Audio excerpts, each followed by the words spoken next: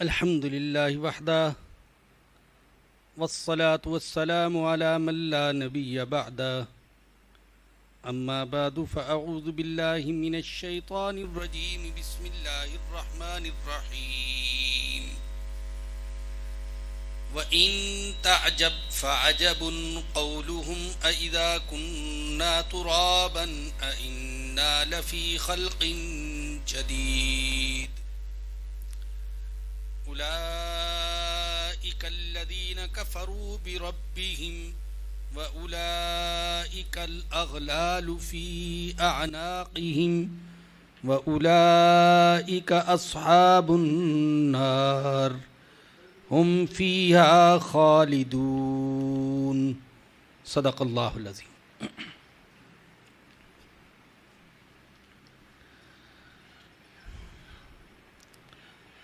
کم و بیش آج سے 9 سال پہلے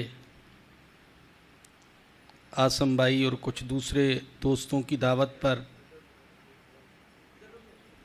نارتھ ناظم آباد این بلاک کی مدنی مسجد میں درس قرآن کا آغاز کیا گیا تھا.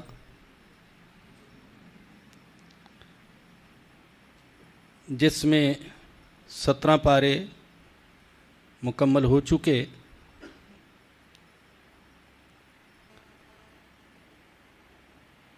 حالات کی خرابی کی وجہ سے اور قتل و غارت گری کے طوفان کی وجہ سے یہ درس جامع مسجد توابین گلشن معمار منتقل ہو چکا ہے اور وہاں ہر اتوار کو عصر سے مغرب تک درس ہوتا ہے.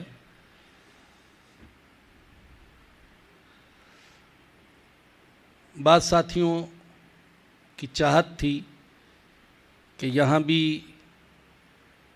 کسی نہ کسی انداز میں درس کا سلسلہ جاری رہے، تو ڈاکٹر انیس خورشید مرحوم کے صاحب درد صاحبزادے اور ہمارے بھائی شفیق اجمل صاحب، جنہوں نے اس درس کو اور دین کے پیغام کو پوری دنیا میں متعارف کرانے کے لیے اپنے آپ کو، اپنی اولاد کو اور اپنے رشتہ داروں کو مسلسل مصروف کر رکھا ہے،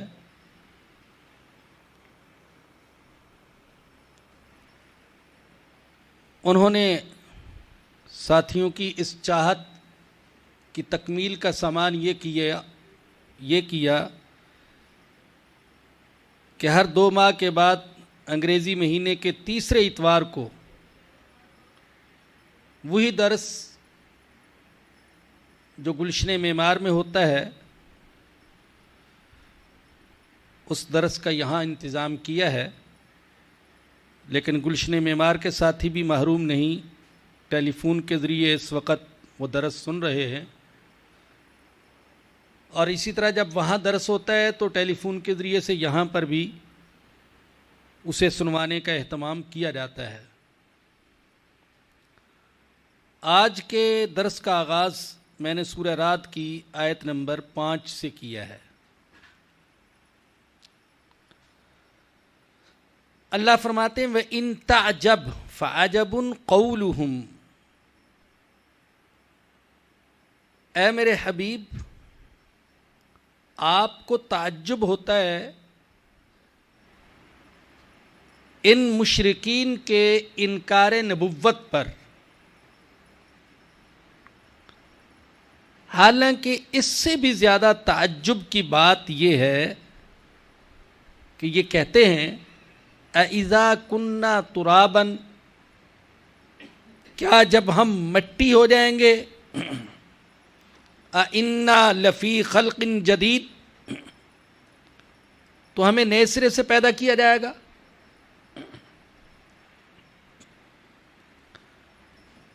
آپ کو تو تعجب ہو رہا ہے اس بات پر کہ یہ میری نبوت کا انکار کیوں کرتے ہیں. میری نبوت کے اتنے شواہد ہیں، اتنے دلائل ہیں، میں جھوٹ نہیں بولتا، میرے ماضی کو جانتے ہیں، میں نے 40 سال ان کے اندر گزارے ہیں. پھر یہ کیوں میری نبوت کا انکار کرتے ہیں؟ میرا اس میں کوئی مفاد نہیں ہے، میں ان کی بھلائی چاہتا ہوں۔ تو آپ کو تو اس پر تعجب ہوتا ہے، لیکن اس سے زیادہ تعجب کی بات یہ ہے کہ یہ کہتے ہیں کہ جب ہم مٹی ہو جائیں گے تو کیا ہمیں نئے سرے سے پیدا کیا جائے گا؟ یہ کیسے ہو سکتا ہے؟ مشرکین اور منکرین کا جو تعجب تھا، یہ تعجب کہ جب ہم مٹی ہو جائیں گے تو ہمیں نئے سرے سے کیسے پیدا کیا جائے گا، اللہ پاک نے اس تعجب کا قرآن کریم کے کئی مقامات پر ذکر کیا ہے۔ مثال کے طور پر سورہ اسراء کی آیت نمبر 49 میں ہے، وَقَالُوا أَإِذَا كُنَّا عِظَامًا وَرُفَاتًا أَإِنَّا لَمَبْعُوثُونَ فِي خَلْقٍ جَدِيدٍ۔ یہ کہتے ہیں کہ جب ہم وہ سیدھا ہڈیاں ہو جائیں گے اور ریزہ ریزہ ہو جائیں گے تو کیا ہمیں نئے سرے سے پیدا کیا جائے گا؟ بڑا تعجب ہوتا ہے ان کو اس بات پر۔ اور اگلی آیت میں اللہ پاک فرماتے ہیں قُلْ كُونُوا حِجَارَةً أَوْ حَدِيدًا، آپ ان سے فرما دیجئے کہ تم پتھر بن جاؤ یا لوہے بن جاؤ، او خلقا مما یکبر فی صدورکم، یا اس سے بھی زیادہ کوئی مشکل کوئی سخت مخلوق بن جاؤ جو تمہارے دل میں ہے، بن جاؤ تو میں اللہ تمہیں پھر بھی نئے سرے سے بنا سکتا ہوں۔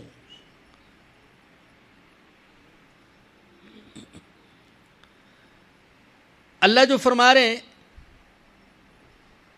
کہ ان کا مرنے کے بعد کی زندگی کا انکار، دوبارہ زندہ ہونے سے انکار یا دوبارہ زندہ ہونے پر تعجب کرنا، یہ باعث تعجب ہے۔ یہ کیوں باعث تعجب ہے؟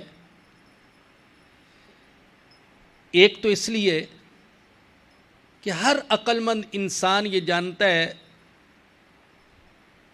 کہ کسی چیز کو دوبارہ پیدا کرنا، دوبارہ بنانا، یہ آسان ہوتا ہے پہلی بار بنانے سے۔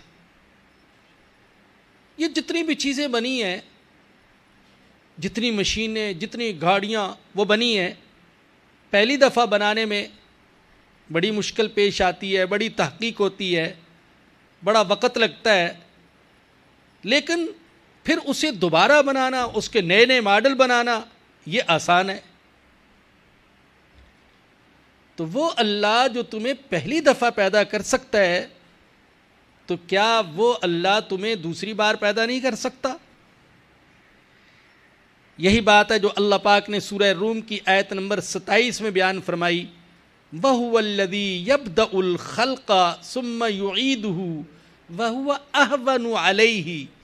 وہی اللہ ہے جو مخلوق کو پہلی دفعہ پیدا کرتا ہے، اور وہی اللہ دوسری دفعہ پیدا کرے گا، اور دوسری دفعہ پیدا کرنا اس پر بہت آسان ہے۔ یہ جو فرمایا کہ دوسری دفعہ پیدا کرنا اللہ کے لیے آسان ہے، یہ بھی اللہ پاک نے انسانی سوچ کے اعتبار سے فرمایا ہے، وگرنہ اس اللہ کے لیے پہلی دفعہ پیدا کرنا بھی آسان ہے اور دوسری دفعہ پیدا کرنا بھی آسان ہے، اس لیے کہ اس کے امر کن سے کسی چیز کو وجود مل جاتا ہے، بلکہ کن کہنے کی بھی ضرورت پیش نہیں آتی۔ وہ جب کسی چیز کو وجود دینے کا ارادہ کرے تو اس کو وجود مل جاتا ہے۔ تو ایک تو ان کا دوسری زندگی سے انکار باعث تعجب اس لیے ہے کہ سب جانتے ہیں کہ دوسری دفعہ بنانا پہلی دفعہ کے مقابلے میں آسان ہے۔ دوسری وجہ ان کے انکار پر تعجب کی وہ یہ ہے کہ وہ دیکھتے ہیں کہ اللہ پاک نے بڑی بڑی مخلوقات کو پیدا کیا ہے، ایسی مخلوقات جن کے مقابلے میں انسان کی حیثیت کچھ بھی نہیں، تو وہ اللہ جو آسمانوں کو پیدا کر سکتا ہے، جو زمینوں کو پیدا کر سکتا ہے، جو پہاڑوں کو پیدا کر سکتا ہے، جو سمندروں کو پیدا کر سکتا ہے، جو دریاؤں کو پیدا کر سکتا ہے، جو جنوں کو پیدا کر سکتا ہے، جو فرشتوں کو پیدا کر سکتا ہے، جو 7 آسمانوں اور 7 زمینوں کو پیدا کر سکتا ہے، ان کی مخلوق کو پیدا کر سکتا ہے، تو کیا وہ اللہ انسان کو پیدا نہیں کر سکتا؟ چنانچہ اللہ پاک نے سورہ احقاف میں فرمایا اولم یروا ان اللہ الذی خلق السماوات والارض ولم یعی بخلقہن بقادر علی ان یحیی الموتى، کیا یہ نہیں جانتے کہ وہ اللہ جس نے آسمانوں کو پیدا کیا اور زمینوں کو پیدا کیا اور ان کے پیدا کرنے میں وہ عاجز نہیں ہوا، وہ تھکا نہیں ہے، تو کیا وہ اللہ مردوں کو دوبارہ زندہ کرنے پر قادر نہیں ہے؟ بلا، کیوں نہیں، انہ علی کل شیء قدیر، وہ ہر چیز کی قدرت رکھتا ہے۔ ایک اور پہلو بھی پیش نظر رکھیں، وہ یہ کہ بہت سی تحقیقات ہو چکی ہیں اور بہت سی ہو رہی ہیں، جن تحقیقات کے نتائج سامنے آنے کے بعد عام لوگ بھی ان لوگوں پر تعجب کریں گے جو دوسری زندگی کا انکار کرتے ہیں۔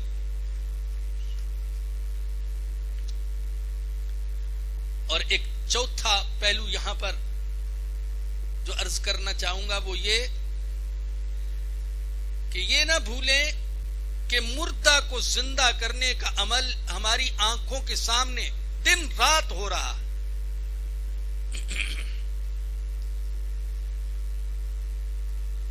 لاکھوں بچے روزانہ دنیا میں آ رہے ہیں، اللہ ان کو زندگی عطا فرما رہے ہیں، کچھ نہ تھے اللہ ان کو وجود دے رہے ہیں۔ انسان کے خلیے مرتے ہیں اور زندہ ہو رہے ہیں، زمین مردہ ہوتی ہے اللہ اس کو زندہ کر دیتے ہیں۔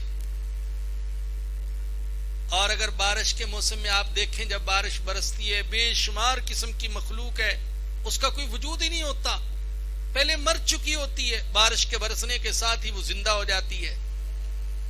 تو دن رات ہم مردہ کو زندہ ہوتے ہوئے دیکھ رہے ہیں کسی نہ کسی انداز میں۔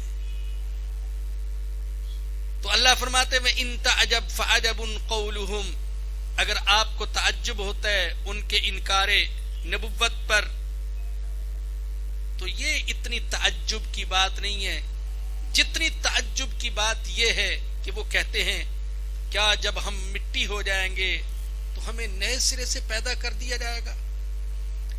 اولئک الذین کفروا بربہم، یہی وہ لوگ ہیں جنہوں نے اپنے رب کے ساتھ کفر کیا ہے۔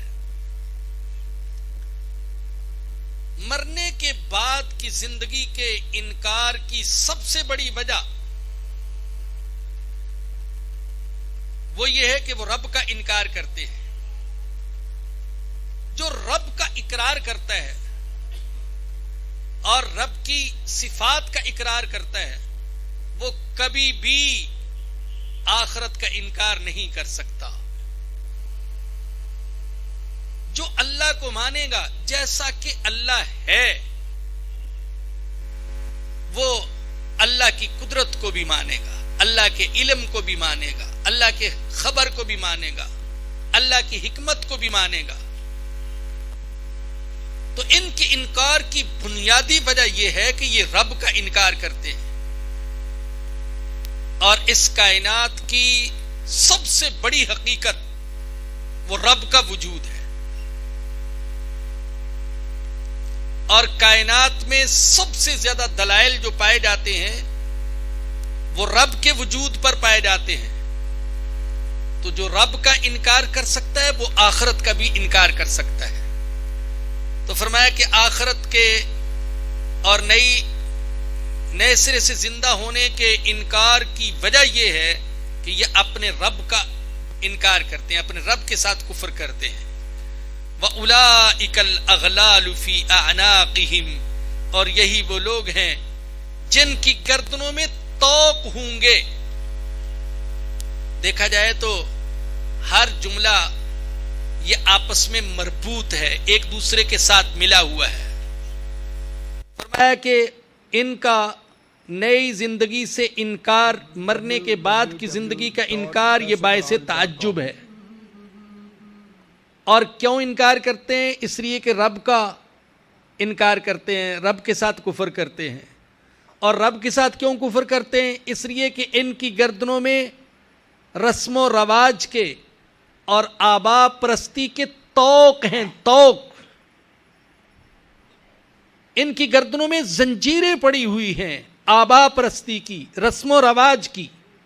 وہ زنجیریں، وہ طوق ان کو گردن ہلانے کی اجازت نہیں دیتے. اور آج دنیا میں انہوں نے رسم و رواج کے طوق گلے میں ڈال رکھے ہیں.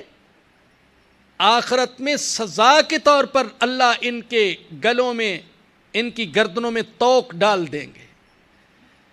چنانچہ اللہ سورہ مومن میں فرماتے ہیں اِذِ الْأَغْلَالُ فِي أَعْنَاقِهِمْ وَالسَّلَاسِلُ يُسْحَبُونَ فِي الْحَمِيمِ ثُمَّ فِي النَّارِ يُسْجَرُونَ ثُمَّ قِيلَ لَهُمْ أَيْنَ مَا كُنْتُمْ تُشْرِكُونَ. اس وقت کو یاد کرو جب ان کی گردنوں میں طوق اور زنجیریں پڑی ہوں گی اور ان کو گھسیٹا جائے گا اور گھسیٹ گھسیٹ کر جہنم میں ڈال دیا جائے گا.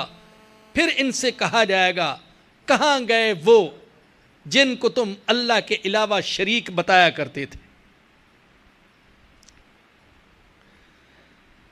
تو فرمایا کہ ان کے گردنوں میں طوق ہوں گے. وَأُولَٰئِكَ أَصْحَابُ النَّارِ، اور یہی ہیں دوزخ والے. ہم فیہا خالدون، یہ دوزخ میں ہمیشہ رہیں گے. وَيَسْتَعْجِلُونَكَ بِالسَّيِّئَةِ قَبْلَ الْحَسَنَةِ وَقَدْ خَلَتْ مِن قَبْلِهِمُ الْمَثُلَاتُ.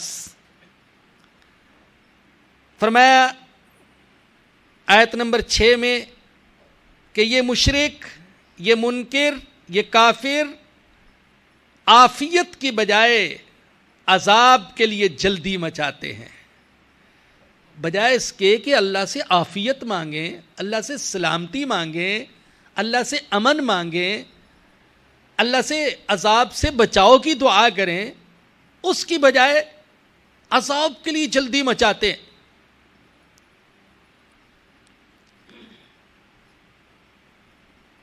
چاہیے تو یہ تھا کہ اللہ کے عذاب سے پناہ مانگتے. اور اللہ نے جو ان کو مہلت دی ہوئی ہے، 40 سال کی مہلت، 50 سال کی مہلت، 60 سال کی مہلت، اس مہلت سے فائدہ اٹھاتے ہوئے ہدایت پر چلتے. لیکن یہ مہلت سے فائدہ اٹھانے کی بجائے عذاب کے لیے جلدی مچاتے ہیں.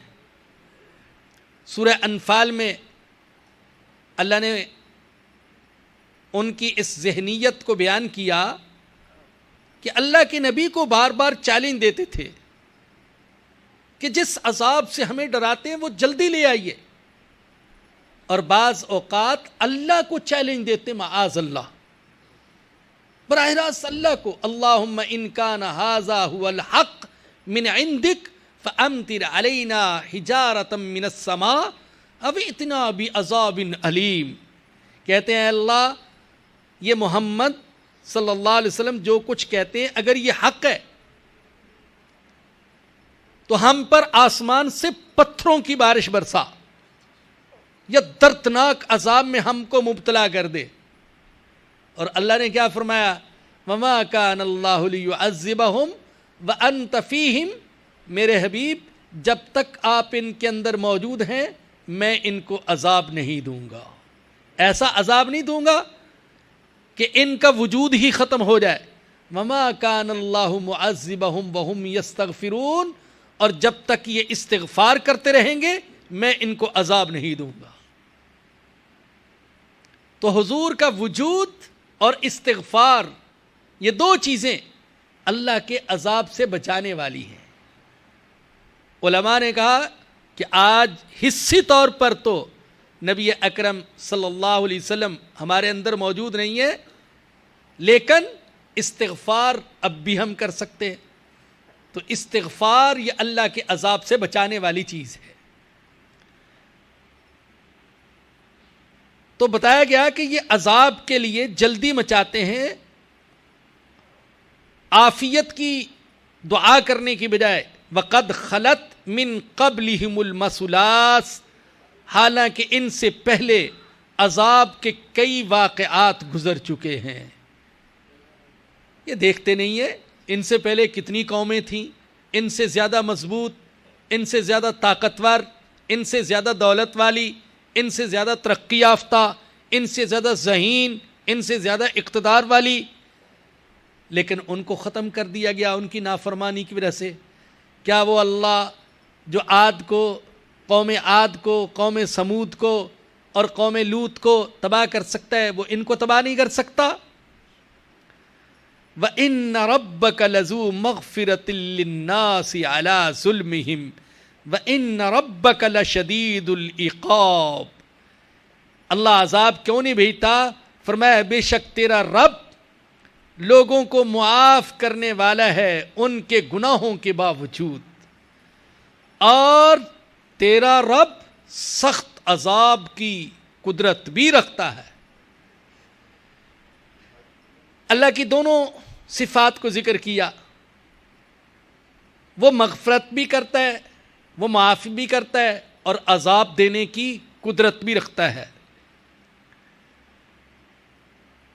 غفور ایسا ہے کہ گناہوں کی کثرت کے باوجود وہ عذاب نہیں دیتا. جیسا سورہ کہف میں فرمایا وَرَبُّكَ الْغَفُورُ ذُو الرَّحْمَةِ لَوْ يُؤَاخِذُهُمْ بِمَا كَسَبُوا لَعَجَّلَ لَهُمُ الْعَذَابَ.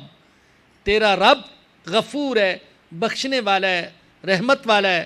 اگر وہ انسانوں کو ان کے گناہوں پر پکڑتا تو جلدی عذاب دے دیتا، لیکن وہ جلدی عذاب نہیں دیتا، مہلت دیتا ہے. شاید انسان توبہ کر لے، شاید اللہ سے معافی مانگ لے. تو غفور تو ایسا ہے. اور عذاب کی قدرت کا یہ عالم ہے کہ اگر وہ کسی کو سزا دینے کا فیصلہ کر لے تو پھر اس کو کوئی بچا نہیں سکتا ہے. جیسے اللہ پاک نے یہاں پر مغفرت اور عذاب دونوں کو اکٹھے ذکر کیا، اسی طریقے سے اللہ نے قرآن کریم میں دوسرے بھی کئی مقامات پر مغفرت اور عذاب دونوں کو اکٹھے ذکر کیا ہے. جیسا کہ سورہ ہجر میں فرمایا نبی عبادی انی انا الغفور الرحیم. اے میرے حبیب میرے بندوں کو بتا دے کہ میں بہت معاف کرنے والا، بڑا رحم کرنے والا ہوں، لیکن وَأَنَّ عَذَابِي هُوَ الْعَذَابُ الْأَلِيمُ، لیکن یہ بھی بتا دے کہ میرا عذاب بڑا دردناک ہے. پہلے اپنی مغفرت کا ذکر کیا اور پھر عذاب علیم کا ذکر کیا. میں معاف بھی کرتا ہوں، میں عذاب بھی دے سکتا ہوں. اسی طریقے سے سورہ اعراف میں فرمایا ان ربک لسریع العقاب وانہ لغفور الرحیم. تیرا رب بہت جلدی عذاب دے سکتا ہے اور تیرا رب بہت بخشنے والا بھی ہے، بہت مہربان بھی ہے. تو کئی جگہ اللہ نے دونوں چیزوں کو اکٹھے ذکر کیا، عذاب کی قدرت کو بھی ذکر کیا اور اپنی مغفرت اور رحمت کو بھی ذکر کیا. اس لیے تاکہ بندوں کے دل میں اللہ کا خوف بھی باقی رہے اور ان کے دل میں امید کا چراغ بھی روشن رہے. ہمارے آقا حضرت محمد الرسول اللہ صلی اللہ علیہ وسلم نے فرمایا کہ ایمان دونوں کیفیتوں کے درمیان ہے، خوف اور امید. ڈر بھی ہو دل میں، امید بھی ہو.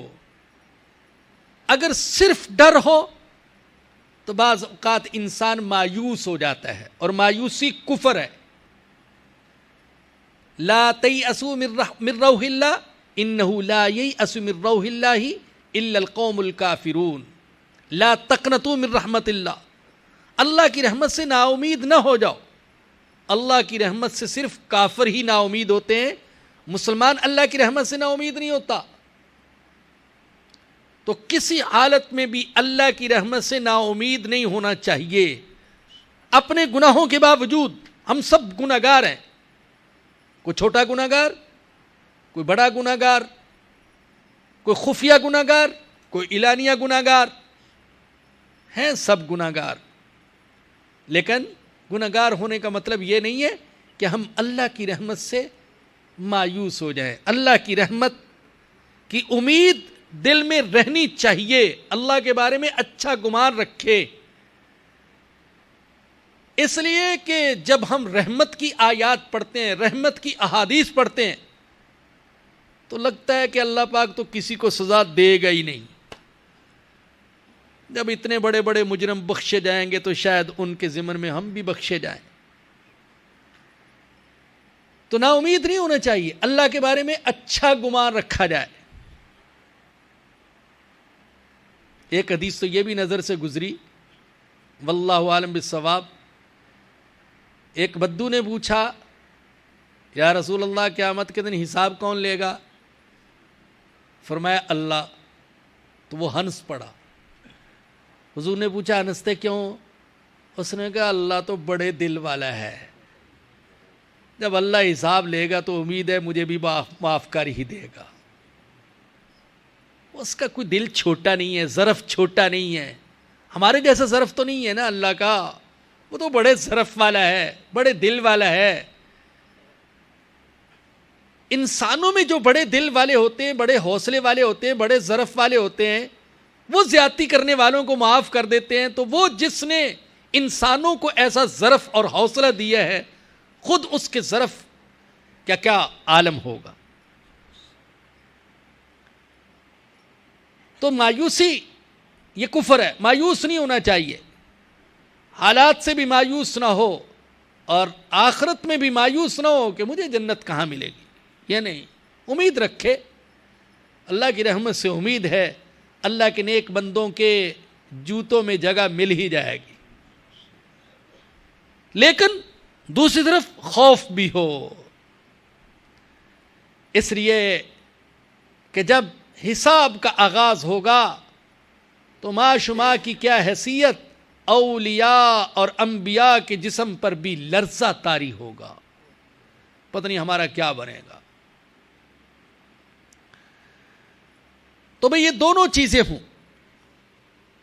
ایک حدیث میں ہمارے آقا حضرت محمد الرسول اللہ صلی اللہ علیہ وسلم نے فرمایا، حضرت سعید بن مسیب رحمہ اللہ سے روایت ہے، فرمایا کہ لولا عفو اللہ ورحمتہ وتجاوزہ، اگر اللہ کی رحمت اور اللہ کی شان عفو درگزر نہ ہوتی تو پھر کسی کے لیے بھی زندگی گزارنے میں مزہ نہ ہوتا،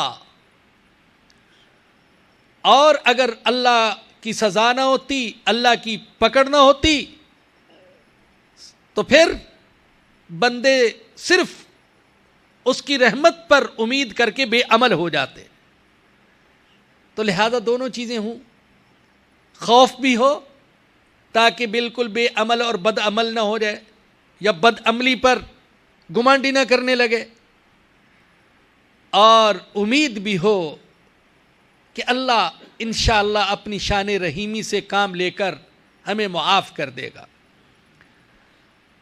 تو فرمایا وَإِنَّ رَبَّكَ لَذُو مَغْفِرَةٍ لِلنَّاسِ عَلَى ظُلْمِهِمْ، اور تیرا رب لوگوں کو معاف کرنے والا ہے ان کے ظلم کے باوجود، ان کے گناہوں کے باوجود۔ وَإِنَّ رَبَّكَ لَشَدِيدُ الْعِقَابِ، اور بے شک تیرا رب سخت سزا کی قدرت بھی رکھتا ہے۔ وَيَقُولُ الَّذِينَ كَفَرُوا لَوْلَا أُنزِلَ عَلَيْهِ آيَةٌ مِّن رَّبِّهِ، اور کافر کہتے ہیں اس نبی پر اس کے رب کی طرف سے کوئی آیت، کوئی نشانی کیوں نہیں نازل کی جاتی؟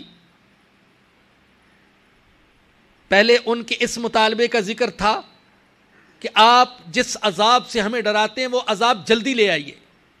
یہاں ان کے ایک اور مطالبے کا ذکر ہے، وہ یہ کہ ہمیں کوئی نشانی دکھائیے، ہمیں کوئی معجزہ دکھائیے۔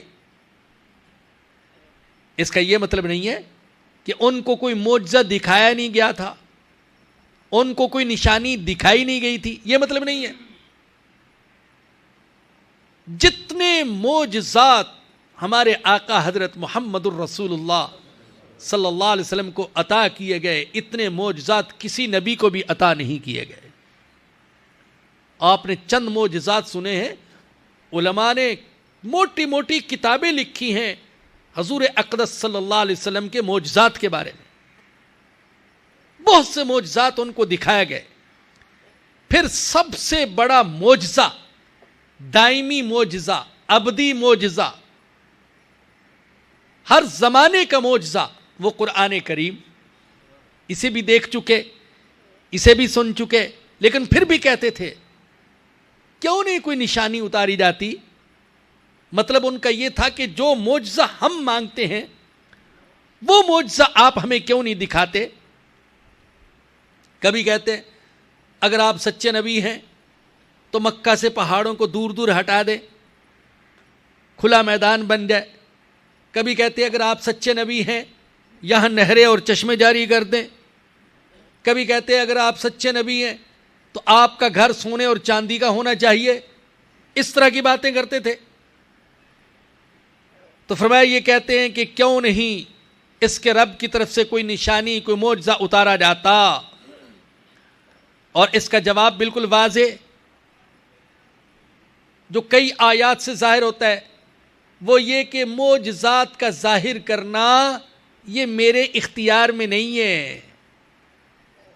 معجزہ نبی کے ہاتھوں ظاہر ہوتا ہے، لیکن نبی کا اپنا ذاتی کمال نہیں ہوتا، بلکہ وہ اللہ کے حکم سے ظاہر ہوتا ہے۔ اللہ چاہے تو معجزہ ظاہر ہو جاتا ہے، اللہ نہ چاہے تو معجزہ ظاہر نہیں ہوتا۔ پھر یہ بھی دیکھنے کی بات ہے اگر ان کا ہر مطالبہ تسلیم کر لیا جاتا معجزات کے بارے میں تو معاذ اللہ نبوت تو کھیل بن جاتی، اور نبی معاذ اللہ ایک کھلاڑی، ایک تماشا دکھانے والا بن جاتا۔ کوئی کہتا اگر آپ سچے نبی ہیں تو پہاڑ کو ہٹا دیں، کوئی کہتا باغ کو لہلہا دیں، کوئی کہتا کہ لڑکی کو لڑکا بنا دیں، لڑکے کو لڑکی بنا دیں، کوئی کہتا ہوا میں اڑ کر دکھا دیں، کوئی کہتا بے موسم کے پھل لا دے۔ تو نبوت ایک کھیل بن جاتی، اور نبی ایک تماشا دکھانے والا۔ آج ان کا یہ مطالبہ پورا کیا جا رہا ہے، کل ان کا یہ مطالبہ پورا کیا جا رہا ہے۔ اس لیے بتا دیا گیا کہ دیکھو معجزہ ظاہر کرنا یہ میرے اختیار میں نہیں ہے، یہ اللہ کا کام ہے، وہ چاہے تو ظاہر کر دے، چاہے تو ظاہر نہ کرے۔ اور یہ حقیقت بھی ذہن میں رکھیں کہ صحابہ کے حالات کا مطالعہ کرنے سے یہ بات ثابت ہوتی ہے کہ جن کو اللہ پاک نے قبول ایمان کی توفیق دی ان کی اکثریت ایسی تھی جنہوں نے نہ کسی معجزے کا مطالبہ کیا، نہ کوئی معجزہ دیکھا، اور جنہوں نے مطالبے کیے یا معجزے دیکھے ان کی اکثریت کو قبول ایمان کی توفیق نہیں ملی۔ حضرت ابوبکر صدیق نے کون سا معجزہ دیکھ کر ایمان قبول کیا تھا؟ حضرت عمر فاروق، حضرت عثمان غنی، حضرت علی مرتضیٰ، حضرت سعد، حضرت بلال، حضرت امیر معاویہ، حضرت حمزہ، کون سا معجزہ دیکھا تھا؟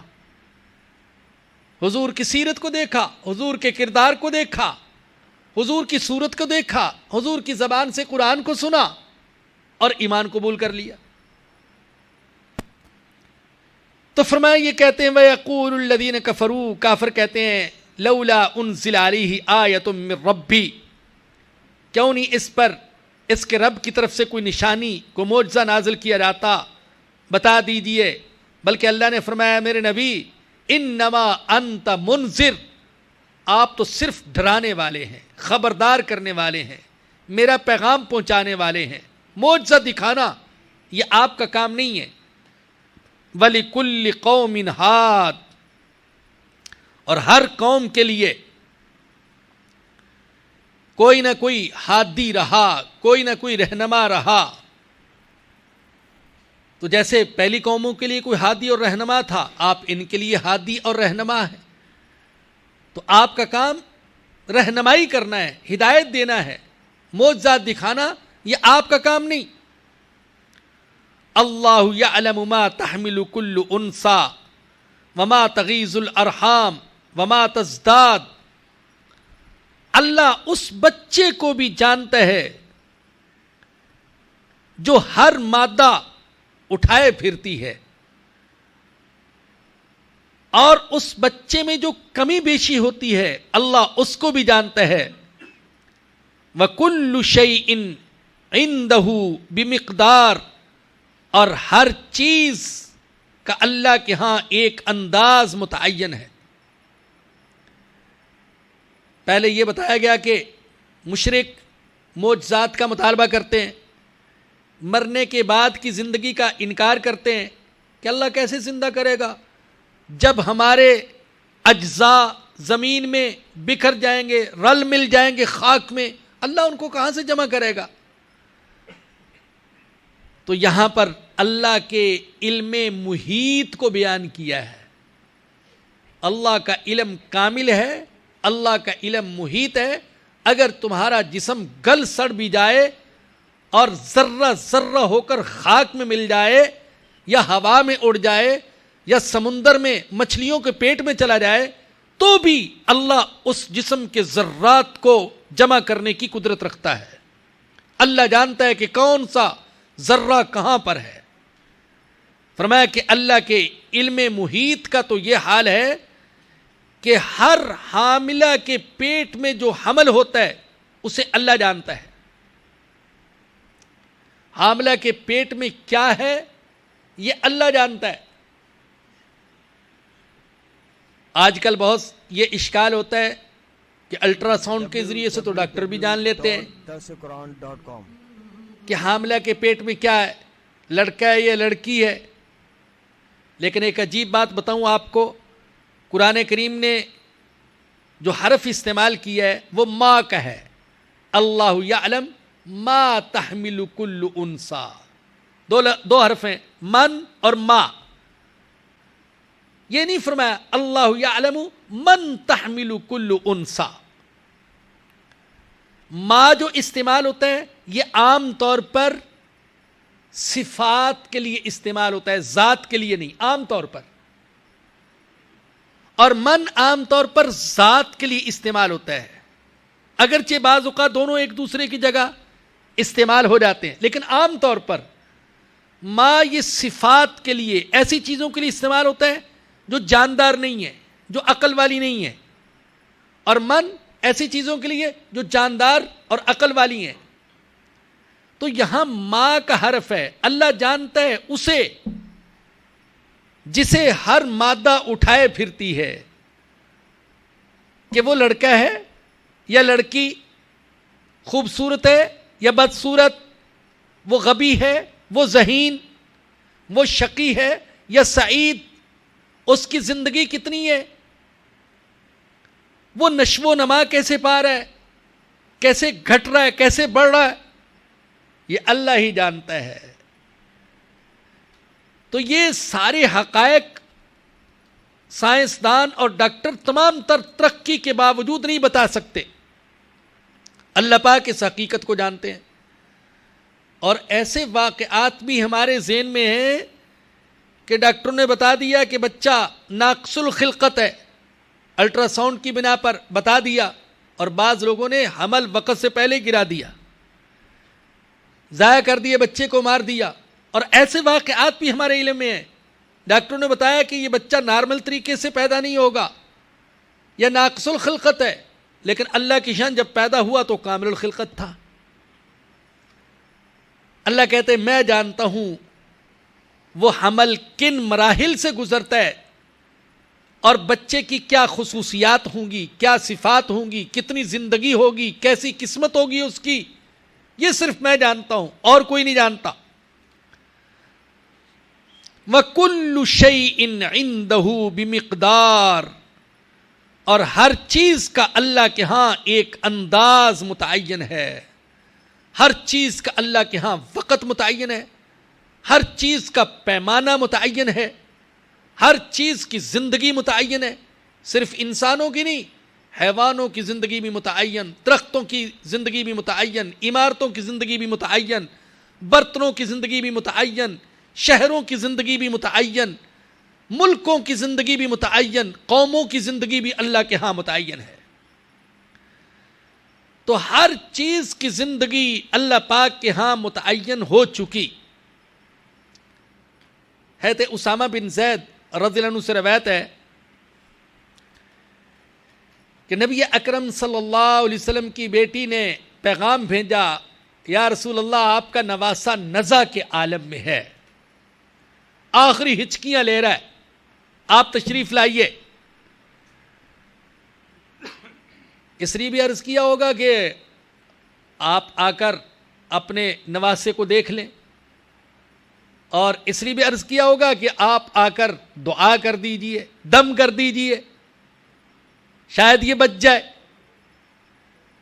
اس لیے کہ جب انسان ڈاکٹروں سے، حکیموں سے مایوس ہو جاتا ہے تو کسی دم کرنے والے کی تلاش ہوتی ہے۔ اللہ نے قرآن کریم میں اس حقیقت کو ذکر کیا۔ اس وقت کو یاد کرو جب آخری تم ہچکیاں لے رہے ہوگے اور تمہارے گھر والے شور مچا رہے ہوں گے، من راق، ارے ہے کوئی دم کرنے والا، بلاؤ کسی کو کوئی دم کر دے، شاید یہ بچ جائے۔ لیکن جس کی زندگی کا پیمانہ لبریز ہو چکا، جس کی زندگی اختتام تک پہنچ چکی، کسی دم کرنے والا دم بھی اس کو بچا نہیں سکتا ہے، اور کوئی ڈاکٹر حکیم بھی نہیں بچا سکتا۔ چنانچہ جب حضور اقدس صلی اللہ علیہ وسلم کو یہ پیغام پہنچا تو حضور نے اپنی بیٹی کو پیغام بھیجا، میری بیٹی، ان للہ ما اخذ ولہ ما اعطى وکل شیء عندہ باجل مسمی فمروها فلتصبر ولتحتسب۔ جو کچھ لے لے وہ بھی اللہ کا، اور جو کچھ دے دے وہ بھی اللہ کا، اور اللہ کے ہاں ہر چیز کی زندگی متعین ہو چکی ہے۔ لہذا میری بیٹی صبر کرو اور ثواب کی نیت کر لو۔ خود حضور اکرم صلی اللہ علیہ وسلم کا اپنا بیٹا آپ کی گود میں تھا اور آپ کی گود میں انتقال کر گیا۔ حضور کی آنکھوں سے آنسو برس رہے تھے، اور حضور ساتھ یہ بھی فرما رہے تھے، اے ابراہیم، ہم تیری جدائی پر بڑے غمگین ہیں، لیکن اللہ کے فیصلے پر راضی بھی ہیں۔ تو فرمایا کہ ہر چیز کا ایک انداز اللہ پاک کے ہاں متعین ہے، اس کا علم کامل، وہی جانتا ہے کس کی کتنی زندگی ہے، میری کتنی زندگی، آپ کی کتنی زندگی، ہماری اولاد کی کتنی زندگی، یہ صرف اللہ جانتا ہے۔ تو وہ اللہ جس کا علم اتنا کامل اور اتنا محیط ہے، وہ ہمارے خاک میں بکھرے ہوئے ذروں کو بھی جمع کر کے حکم دے گا، کھڑے ہو جاؤ، تو اس کے حکم کی تعمیل کے بغیر کوئی چارہ نہیں ہوگا۔ اللہ پاک ہمیں اللہ کی ذات و صفات کا ایمان اور یقین عطا فرمائے۔ یہ چند اعلانات سن لیجیے، پھر مختصر سی دعا ہے۔ تفسیر قرآن کا یہ پروگرام ہر اتوار مسجد توابین گلشن معمار میں ہوتا ہے۔ جو لوگ وہاں جا سکتے ہوں وہ وہاں چلے جائیں، اور جو نہ جا سکتے ہوں ان کے لیے اسی مکان میں ہر اتوار کو بعد نماز عصر ٹیلی فون کے ذریعے براہ راست سننے کا انتظام کیا گیا ہے، وہ یہاں اسی وقت جمع ہو جایا کریں۔ دوسرا اعلان، آج یہاں جو سلسلہ شروع ہوا ہے یہ ہر دوسرے ماہ کے تیسرے اتوار کو ہوا کرے گا، جو کہ آج کی طرح توابین مسجد میں براہ راست فون کے ذریعے بھی سنا جا سکے گا۔ نمبر 3، اگلا پروگرام تفسیر کا انشاءاللہ جنوری کے تیسرے اتوار کو ہوگا۔ نمبر 4، پچھلے دروس کے کیسٹ اور سی ڈی باہر دستیاب ہے، اسے دوسروں تک پھیلائیں۔ خاص طور پر ایک سی ڈی میں 10 بیانات اور 4 یا 5 پارے ہوتے ہیں، جنہیں کوالٹی کا معیار رکھتے ہوئے خصوصی طور پر بنایا گیا ہے۔ بہت کم پیسے میں 100 بیانات وہ دستیاب ہیں، ان کو زیادہ سے زیادہ پھیلائیں اللہ کی رضا کے لیے۔ نمبر 5، درسقرآن.com کی طرف سے ہونے والی نوجوانوں کے لیے ماہانہ فکری نشست اگلے اتوار 27 نومبر کو 3 بجے ہوگی۔ مفتی سید عدنان کاکا خیل صاحب ذوالحجہ اور محرم کا پیغام نوجوانوں کے نام کے عنوان سے بیان کریں گے۔ مسجد کے لیے اپنی اپنی مسجد کے لیے پینا فلیکس باہر سے لیتے جائیں۔ نمبر 6، خاتون عالمہ پیر اور بدھ کو 3:30 بجے عربی اور قرآن کا ترجمہ تفسیر پڑھاتی ہیں، اس میں شرکت کریں۔ دعا کے بعد جو ساتھی مسجد میں جا سکتے ہیں وہ مسجد میں چلے جائیں، اور یہاں پر بھی جماعت ہوگی۔